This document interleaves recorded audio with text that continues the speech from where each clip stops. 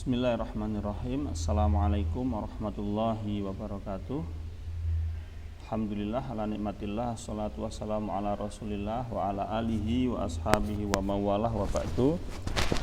Alhamdulillah anak-anakku sekalian kelas 10 SMA Insan Cendekia yang semoga senantiasa dirahmati Allah Subhanahu wa taala. Alhamdulillah meskipun masih via online kita bisa melanjutkan kajian kita, yaitu kitab Al-Usul Ats-Tsalatsah, yang insya Allah untuk malam hari ini kita masuk ke bab yang kedua, yaitu pokok yang kedua. Semoga apa yang kita lakukan mendapatkan ridho dari Allah Subhanahu wa taala. Shalawat berserta salam kita haturkan kepada baginda Rasulullah Muhammad SAW. Semoga kita semua bisa istiqomah meniti sunnah-sunnahnya, dan kelak di akhirat kita semua termasuk umat beliau yang kelak mendapatkan syafaat. Amin Allahumma amin. Baik anak-anakku sekalian yang dirahmati Allah Subhanahu wa taala, seperti biasa ya, silahkan nanti diamati, didengarkan baik-baik, kemudian kitabnya bisa diberi makna di bawahnya. Bismillahirrahmanirrahim. Al-aslu ats-tsaniyu ma'rifatu dinil islami bil adillati.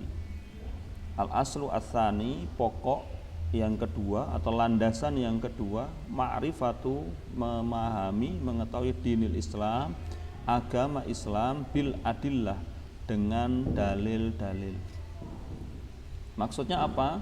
Wa huwa al-istislamu lillah bit tauhid wal inqiyadu lahu bit ta'ah wal bara'atu minasyirki wa ahli wa huwa thalathu maratib al-islamu wal imanu wal ihsan wa kullu martabatin laha arkan. Maksudnya adalah wahwa, yaitu al-istislamu, berserah diri lillah kepada Allah Subhanahu wa taala, bit tauhid, dengan landasan tauhid, wal inqiyadu lahu bit taati, wal inqiyad, mematuhi lahu kepadanya, maksudnya mematuhi Allah Subhanahu wa taala, bit taah, dengan penuh ketaatan, wal bara'atu, dan berlepas diri, minasyirki, dari perbuatan syirik, wa ahli, dan pelaku kesyirikan. Jadi anak-anak yang dimaksud dengan agama Islam menurut pembahasan dalam kitab ini ya, yaitu penyerahan diri secara mutlak kepada Allah Subhanahu wa taala dengan landasan tauhid yang benar. Yaitu penyerahan diri kita ini berlandaskan pengesaan terhadap Allah Subhanahu wa taala. Allah esa dalam hal penciptaan, Allah esa dalam hal ketaatan dan lain sebagainya. Maka penyerahan diri secara mutlak pun hanya untuk Allah Subhanahu wa taala, tidak ada penyerahan diri kepada selain Allah Subhanahu wa taala.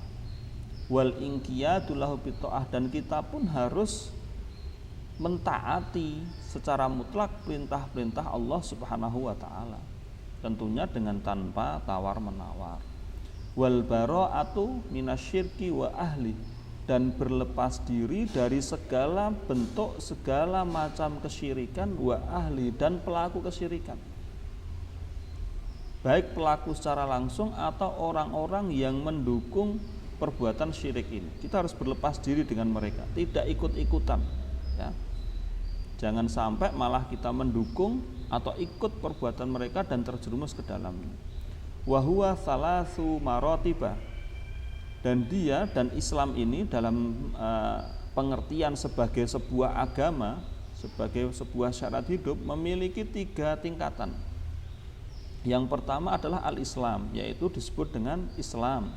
Tingkatan kedua al-iman, disebut dengan iman, wal ihsan, dan tingkatan yang ketiga disebut dengan ihsan.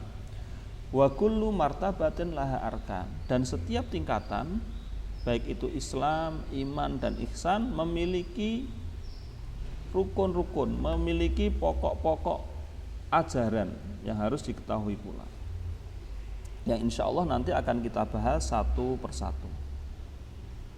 Selanjutnya kita bahas tingkatan yang pertama, yaitu Islam al-martabah al-ula, tingkatan yang pertama, yaitu Islam. Fa arkanul islami khamsatun. Pokok-pokok agama Islam itu ada 5. Jadi rukun Islam, fondasi agama Islam ini ada 5. Maksudnya pokok tiang agama Islam ini ada 5. Yang pertama, syahadatu alla ilaha illallah wa anna muhammadar rasulullah. Yang pertama, persaksian bahwasanya tidak ada ilah kecuali Allah, wa anna, dan sesungguhnya Muhammad Rasulullah. Muhammad adalah utusan Allah. Dan yang kedua, wa iqamus shalah. Yang kedua, menegakkan shalah.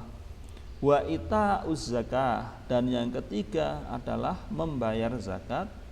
Wa saumu ramadhana. Dan yang keempat, melaksanakan saum Ramadan. Dan yang kelima, wa hajju baitillahil haram, yaitu melaksanakan ibadah haji. Ini 5 rukun, 5 tiang pokok ajaran agama Islam. Bukan berarti tidak ada ajaran lainnya dalam Islam, tetapi 5 hal ini adalah ajaran-ajaran utamanya, rukun-rukunnya. Maka barang siapa yang mengaku Islam, wajib hukumnya melaksanakan 5 hal tersebut tanpa kecuali. Satu saja ditinggalkan, maka gugurlah keislamannya. Tentunya nanti ada penjelasan tersendiri ya, karena di dalam rukun Islam yang 5 ini ada rukun-rukun yang berkaitan dengan syarat lainnya. Apakah dia mampu apa tidak? Contohnya zakat, ya haji. Ini kan ada aspek istitoah, kemampuan. Zakat di sini bukan zakat fitrah ya, bukan zakat fitrah saja, tapi juga zakat mal dan zakat lainnya yang secara kontemporer sekarang sedang dibahas para ulama, seperti zakat profesi dan lain sebagainya. Ini berkaitan dengan kemampuan, maka tentunya ada pembahasan. Tapi secara umum 5 hal ini harus dilaksanakan semuanya. Yang boleh ditinggalkan adalah ketika dalam keadaan darurat atau belum mencapai kemampuan dalam pelaksanaannya, dan itu nanti akan ada pembahasan lebih jauh lagi. Tetapi yang perlu kita garis bawahi dalam masalah ini, bahwasanya semua orang Islam wajib hukumnya melaksanakan 5 hal ini tanpa terkecuali, tanpa tawar-menawar. Itu yang perlu kita. Kalau ada satu saja syariat, ada satu saja dari rukun Islam ini yang tidak dikerjakan, yang diingkari, maka dia sudah keluar dari Islam.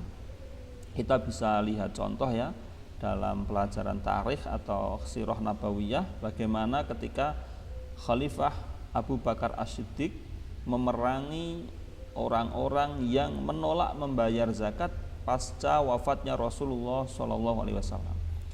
Saat itu keputusan beliau untuk memerangi orang-orang yang menolak zakat tidak disetujui oleh sahabat Umar ibn Khattab, dengan alasan mereka masih bersyahadat dan mereka masih sholat, berarti mereka Islam. Tapi Abu Bakar punya ijtihad bahwasanya zakat ini adalah pokok ajaran Islam, dan sangat mungkin ketika orang menolak membayar zakat kemudian dibiarkan saja, di kemudian hari orang tersebut akan mulai menolak syariat puasa, menolak syariat sholat dan yang lain sebagainya, sehingga mereka betul-betul menjadi orang yang menentang ajaran Islam. Dan akhirnya para sahabat secara menyeluruh ya menyetujui keputusan Abu Bakar As-Siddiq untuk memerangi orang-orang yang menolak membayar zakat. Ini salah satu ibrah bagaimana 5 ajaran pokok dalam Islam ini harus dikerjakan semuanya, tidak boleh ada satupun yang diingkari. Thayyib ayat ikhwah, fadalilus syahadati qauluhu ta'ala, dan dalil atau argumen kewajiban bersyahadat adalah firman Allah Subhanahu wa taala. Dalam hal ini ada di surat Ali Imran ayat 18, a'udzubillahi minasyaitonirrajim. Syahidallahu annahu la ilaha illa huwa wal malaikatu wa ulul ilmi qa'iman bil qist la ilaha illa huwal azizul hakim. Syahidallah, Allah mempersaksikan annahu bahwasanya dirinya la ilaha illa, tidak ada ilah, tidak ada Tuhan kecuali huwa dirinya sendiri, wal malaikatu wa ulul ilmi, dan demikian pula mempersaksikan hal tersebut maksudnya para malaikat dan orang-orang yang memiliki pengetahuan, qaimam bil qist, dengan senantiasa menegakkan keadilan, la ilaha illahu, tidak ada Tuhan melainkan Dia, tidak ada ilah melainkan Dia, Allah Subhanahu wa taala, Al-Aziz Al-Hakim, yang maha perkasa lagi maha bijaksana. Wa maknaha, dan maknanya, makna ayat tersebut atau makna syahadat yang dimaksud adalah la ma'buda bihaqqin illallah, tidak ada yang diibadahi dengan hak, tidak ada yang disembah dengan hak kecuali Allah wahdah, satu-satunya. Maka kalau ada selain Allah yang diibadahi, berarti itu peribadahan yang keliru. Ya. La ilaha nafian ma yu'badu min dunillah. La ilah, kalimat la ilaha, tidak ada ilah, tidak ada Tuhan, sebagai nafian, peniadaan, penghapusan, ma yu'badu, terhadap apa-apa yang diibadahi min dunillah, dari selain Allah Subhanahu wa taala.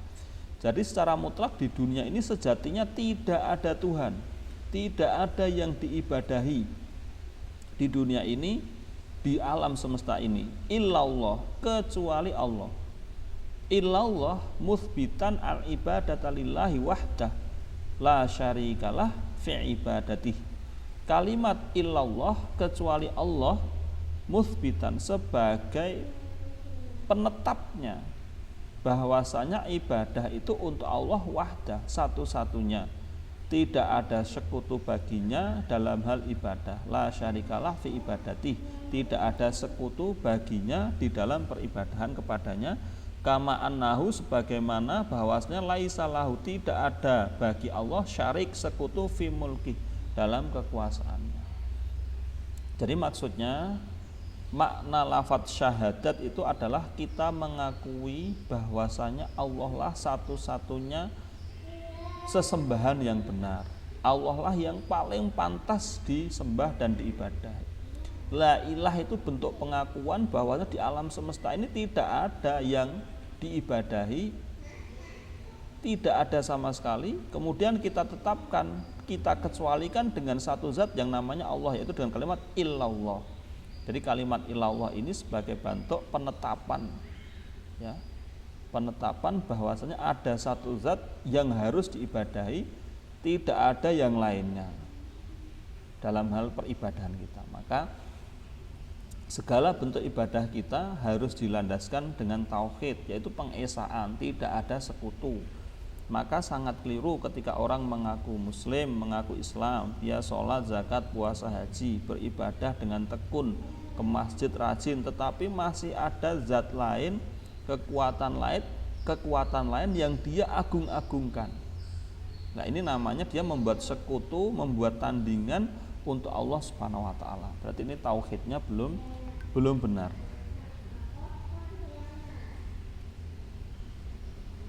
Wa tafsiruha alladzi yuwaddihuha qauluhu ta'ala, dan tafsirnya alladzi yuwaddihuha, yang menjelaskannya, yaitu menjelaskan argumen di atas, qauluhu ta'ala, firman Allah Ta'ala dalam surat Az-Zukhruf ayat 26 sampai dengan 28, a'udzubillahi minasyaitonirrajim.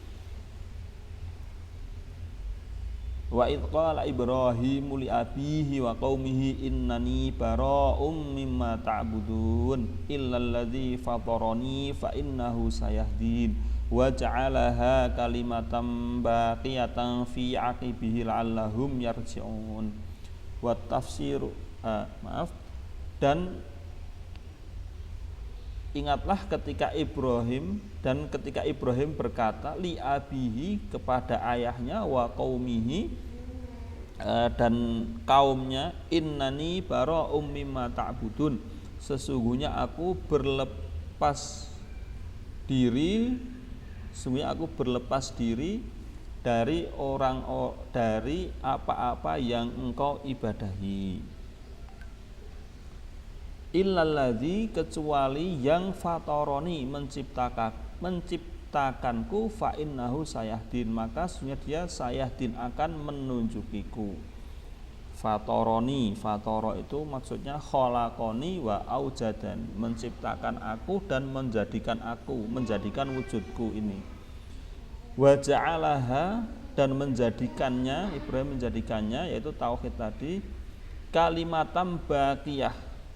Maksudnya kalimat tauhid yang berupa berlepas diri dari segala hal yang diibadahi, menjadi kalimatam baqiyah, kalimat yang kekal fi aqibihi, kalimat yang kekal untuk keturunannya, la'allahum yarji'un, semoga mereka kembali kepada kalimat tauhid. Maksudnya begitu.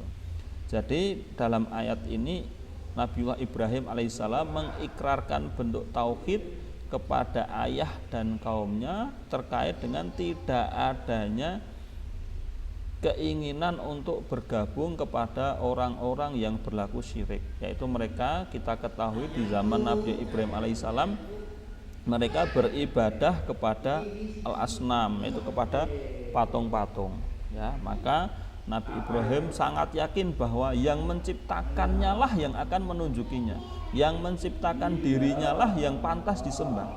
Maka sangat tidak masuk akal ketika ada orang membuat sesuatu, kemudian sesuatu itu diagung-agungkan. Sangat tidak masuk akal ketika ada benda yang diciptakan oleh sesuatu pula kemudian diagung-agungkan. Pohon itu kan diciptakan, batu diciptakan, tapi pohonnya diagung-agungkan, ditakuti, khawatir mendatangkan bencana dan lain sebagainya. Ini tentunya hal yang tidak masuk akal. Dan kalimat tauhid ini dikekalkan untuk keturunan Nabi Ibrahim, dan semoga semuanya bisa kembali kepada kalimat tauhid. Kemudian dalil yang kedua, wa qauluhu ta'ala, dan firman Allah Subhanahu wa taala, qul ya ahlal kitab ta'alau ila kalimatin sawa'im bainana wa bainakum alla na'budu illallah wa la nusyrika bihi syai'a wa la yattakhidha ba'duna ba'dan arbaba min dunillah fa in tawallau faqulu syhadu bi anna muslimun. Qul, katakanlah wahai Muhammad, ya ahlal kitab, wahai ahli kitab, ta'alau, marilah kesini, bergabunglah ila kalimatin sawa, terhadap kalimat yang sama, kalimat yang kita sepakati, bainana wa bainakum, di antara kita dan di antara kalian, alla na'buda, hendaknya kita tidak menyembah, beribadah, illallah, kecuali kepada Allah, wala nusyrika bihi syai'a, dan kita tidak membuat sekutu baginya suatu apapun, wala yattakhidha ba'duna ba'dan arbabam, dan tidak menjadikan sebagian di antara kita sebagai Tuhan-Tuhan yang lain, sebagai Rob-Rob yang lain, min dunillah, dari selain Allah Subhanahu wa ta'ala. Fa in tawallau, dan apabila mereka berpaling, faqulu ishadu, katakanlah ishadu, saksikanlah, bi anna, bahwasanya kami muslimun, adalah orang-orang yang berserah diri. Anak-anak sekalian, jadi ayat ini surah Ali Imran ayat 64 ini menjelaskan terkait dengan perintah Allah yang pada saat itu khitabnya memang yang diperintah adalah Rasulullah SAW, agar dengan tegas menyatakan kepada ahlul kitab. Ya, jadi kalau kepada ahlul kitab ini khitabnya berarti kepada orang Yahudi dan Nasrani, ya. Orang Yahudi dan Nasrani dakwahnya saat itu yang dimaksud dalam ayat ini, ya, khitabnya tujuannya kepada ahlul kitab. Apa pokok ajaannya? Yaitu ta'alau ila kalimatin sawa, yaitu agar bersama-sama kembali kepada kalimat yang adil, kalimat yang sudah disetujui bersama sebelumnya, karena ahlul kitab itu juga punya kitab suci dari Allah Subhanahu wa taala, yaitu apa? Kesepakatannya alla na'budu illallah wala nusyrika bihi syai'an, yaitu kita beribadah kepada Allah dan tidak ada syirik. Berarti la wasanan wala sonaman wala taghutan, tidak ada patung, tidak ada berhala, tidak ada tirani. Tauhid ini dimaknain tirani ya. Di dalam penjelasannya disebutkan yang dimaksud tidak mensekutukan dengan sesuatu itu tidak membuat patung, tidak membuat berhala, tidak membuat tirani yang ditakuti. Siapapun tirannya tidak boleh ada. Ya. Apapun itu bentuk sesembahannya selain Allah tidak boleh ada. Dan juga tidak menjadikan sebagian dari kita sebagai Tuhan-Tuhan selain Allah. Sebagaimana kita ketahui ya, sangat menyedihkan kan apa yang dilakukan oleh orang Yahudi dan Nasrani kala itu yang menjadikan Nabiullah Isa alaihissalam, kalau yang Yahudi Nabi Uzair sebagai anak Allah yang diagung-agungkan, bahkan disembah. Ya, ini kan menjadikan di antara diri kita sendiri sebagai Tuhan kepada selain Allah SWT. Fa in tawallau, apabila mereka terus paling, maka katakan, saksikanlah bahwa kita ini adalah orang yang betul-betul berserah diri. Maka anak-anak sekalian, ayat ini sangat jelas bahwasanya bentuk ketauhidan yang terus didakwahkan oleh para rasul, salah satunya tadi Nabi Ibrahim, kemudian di ayat ini Nabi Muhammad SAW, pokoknya adalah ibadah hanya kepada Allah tanpa ada kesyirikan sedikit pun dengan bentuk apapun, baik itu syirik kepada berhala, syirik kepada patung, syirik kepada benda-benda lain, termasuk syirik kepada manusia, syirik kepada pemimpin, tidak boleh. Ya. Takut kita kepada tempat-tempat angker, takut kepada sesuatu yang jahat melebihi ketakutan kepada Allah Subhanahu wa taala, ini tidak diperbolehkan. Dan dalil selanjutnya, wa dalilu syahadati anna Muhammad Rasulullah, dan dalil syahadat bahwasanya Muhammad sebagai Rasulullah, qauluhu ta'ala, adalah firman Allah Ta'ala. Kalau yang dua tadi dalil tentang syahadat la ilaha illallah, ini syahadat anna Muhammad Rasulullah. Laqad ja'akum rasulun min anfusikum azizun alaihi ma'anittum harisun alaikum bil mu'minin raufur rahim. Bisa dilihat pada surah At-Taubah ayat 128. Laqad ja'akum, telah datang kepada kalian, rasulun min anfusikum, seorang rasul dari jenis kalian sendiri, azizun alaihi ma'anittum, yang terasa berat baginya apa-apa yang menimpa dirimu, harisun alaikum, sangat menginginkan kalian itu bil mukminin, maksudnya harisun alaikum bil mukminin, sangat menginginkan agar kalian itu selamat menjadi orang beriman, raufur rahim, bil mukminina raufur rahim, yang sangat pengasih penyayang kepada orang-orang yang beriman. Jadi ayat ini anak-anakku sekalian, menurut para ahli tafsir ya, ayat ini khitabnya kepada orang-orang bangsa Arab, yaitu ditujukan kepada kaum Arab, karena ada kalimat laqad ja'akum rasulun min anfusikum.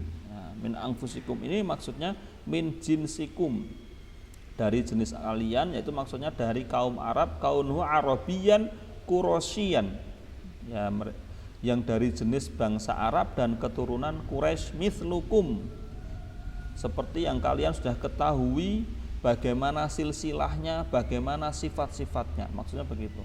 Jadi telah didatangkan kepada kalian itu seorang utusan yang itu dari golongan kalian sendiri, yang kalian itu tahu nasabnya, tahu silsilahnya, tahu sifat-sifatnya, yang dia itu sangat welas, sangat merasa sedih dengan apa-apa yang menimpa kalian. Ya, maksudnya sangat sedih dengan kesulitan-kesulitan yang dialami kalian, ya, mendapatkan kesusahan. Nah, di sini maknanya bisa kesusahan yang dikhawatirkan ini bisa kesusahan di dunia maupun kesusahan di akhirat. Ya.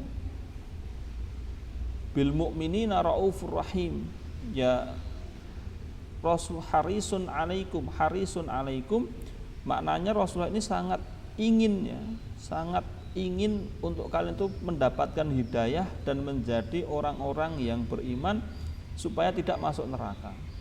Bil mu'minina raufur rahim. Ya, Rasulullah itu punya sifat yang sangat welas asih terhadap orang-orang yang beriman. Oleh karenanya kalau Rasulullah saja sangat merasa iba, kasihan, merasa berat ya dengan apa yang menimpa kita ya, dikhawatirkan kita ini dapat kesusahan baik di dunia maupun di akhirat, Rasulullah sangat sedih. Tapi terkadang kita sebagai umatnya santai-santai saja ya. Bahkan mungkin sangat jarang kita berharap bisa bersama Rasulullah di Haud ya, bergabung dengan Rasulullah.